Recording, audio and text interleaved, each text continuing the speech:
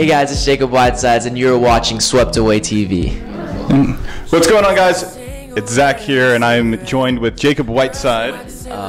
How's it going? Dude, it's good. I'm a little bit exhausted.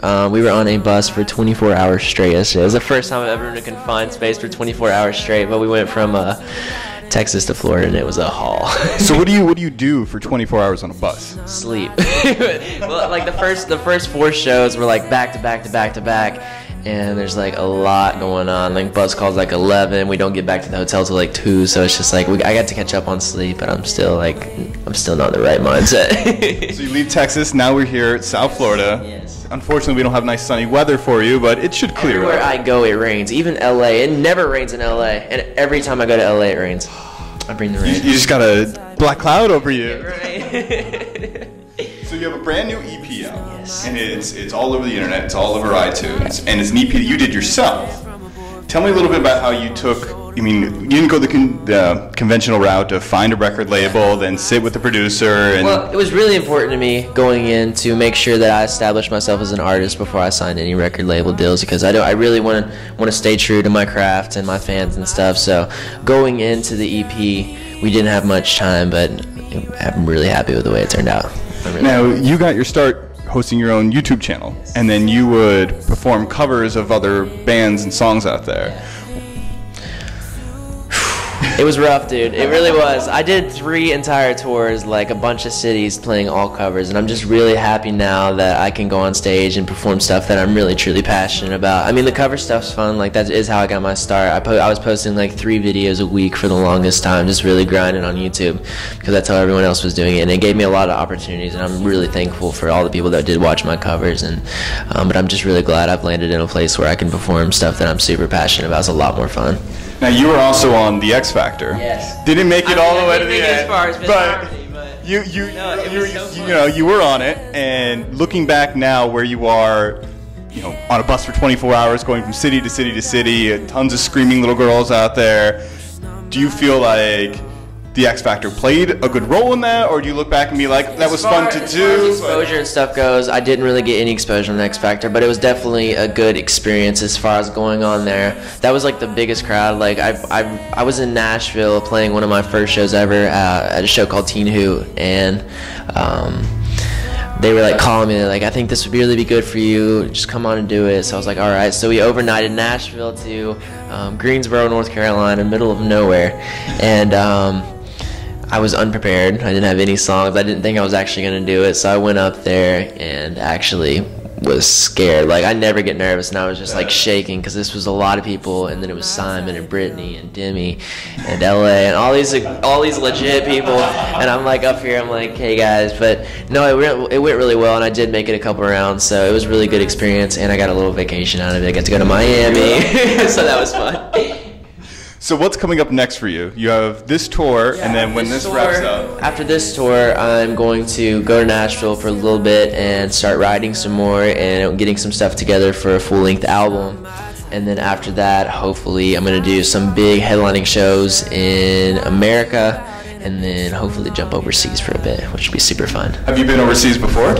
I haven't. I've been, the furthest overseas I've been, or I haven't been overseas, the furthest out of the country I've been is Toronto, so it's going to be a huge change. Oh yeah. Is there any particular country you're looking forward to more than others? I'm really excited to go to, London, because I had a huge sold-out show there that got canceled for stupid reasons, and then I'm really excited for Australia and New Zealand and all those cool places. Nice. Now, your big presence is on social media. How did you really start to develop that? Because you see people out there who start, okay, I got my Twitter, and I've got my 5 closest friends are following me. No, well, going in, it was always important to me to keep a super, like, personal relationship with my viewers. Like, even if they weren't fans, like, I wanted them to come back, and I always replied to comments on my videos. Like I said, I was posting, like, 3 videos a week, and I would post them. I would hype them up. I had, like, a schedule of each day of the week I would post a video, so they always knew when I was going to be there, and I was always replying to stuff. And after a while, like, I was getting, like, discouraged, because my videos were, like, right here, like, 20,000 views, like, 50,000 views. But then one of the guys from One Direction tweeted my cover of One Thing, and it, like, blew up, like, 500,000 views. and that really got me motivated, and I tried to take all the fans I got from that and build a little army, and the army's gotten a lot bigger, and I'm thankful for that. But it's been a really cool process. It's happened really gradual, like it's happened overnight, and I have a better appreciation for everything, and it's easier to stay humble that way. So you're 17. So you're still a baby, and I was reading on your bio that you were born right when John Mayer put out his first EP, and everyone says that's one of your biggest influences. It's my biggest influence. John Mayer and Jack Johnson, all those like singer-songwriter, bluesy guys. That's what all my dad listened to. Like, I'm from Tennessee, but we were never really into country music and stuff. So that was every time we were in the car from like kindergarten to 8th grade. Like, that's all that was playing is all the singer-songwriter stuff, which I'm thankful for because it's produced a cool sound for me. Like, having all this influence come into play for my EP was super interesting. So then when John Mayer calls you up in a few weeks and is like, Jacob, come on tour with me. I wouldn't even be able to breathe in order to respond to him. I'd just be like, yeah. What artists other than John Mayer would you really like say, this is my dream tour, this is someone who I would love to play with? I actually met him about 3 or 4 months ago, is Ed Sheeran. I'm totally obsessed with Ed Sheeran. Awesome singer-songwriter, and he's the nicest guy in the entire world. I got to like sit with him. I just expected to get a picture with him, and I ended up talking to him for like 20 minutes, and just a super, super humble, talented guy that can go up there with there's no like fancy stage plot or anything. It's just him and his guitar, and he kills it, so that's really inspiring. So your covers, how do you choose what song to cover? I'm sure you've gotten that question maybe a million times, but is it what's popular now? Popular mixed with what I like. If I know I can make it my own, like even if it's a song that I'm not crazy about that I can make my own, that's always fun. It's a fun process going in and trying to fun up the song. So have you ever done any that you've watched back and you're just like, no, I can't put this on, like I just look too silly? All my old covers, I'm like, oh my gosh, I cannot believe I used to look like that, sound like that. It's really embarrassing. I literally have like 100 videos on YouTube that I'm like, ooh.